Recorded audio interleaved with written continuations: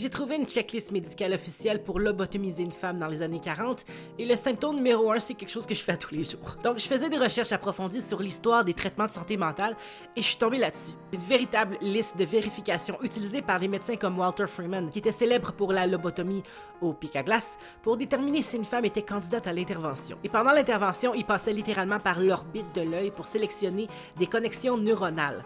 On la présentait comme un remède miracle pour toutes sortes de maux. Mais le plus terrifiant, c'est que la liste des symptômes ne concernait pas les personnes gravement malades.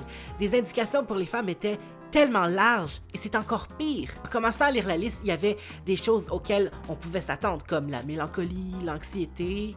Mais ensuite, la liste commençait à mentionner des choses comme instabilité émotionnelle, rébellion et défi envers son mari. Qu'est-ce que ça veut dire? Le 2 était littéralement avoir exprimé son insatisfaction quant à son rôle de femme au foyer. En gros, avoir des opinions ou des sentiments qui dérangeaient les hommes de leur vie pouvait vous valoir une lésion cérébrale déguisée en intervention médicale. C'est horrifiant. Tellement de ces symptômes-là décrivent simplement le fait d'être humain avec des émotions complexes qui réagissent à l'intense pression exercée sur les femmes à cette époque-là. J'ai lu toute la liste et honnêtement, rien ne m'avait préparé pour la raison numéro 1 tout en haut. La raison principale pour laquelle une femme pouvait être lobotomisée, c'était se plaindre constamment. Réfléchissez à ça. Suivez-moi pour découvrir d'autres aspects sombres de l'histoire. Ciao!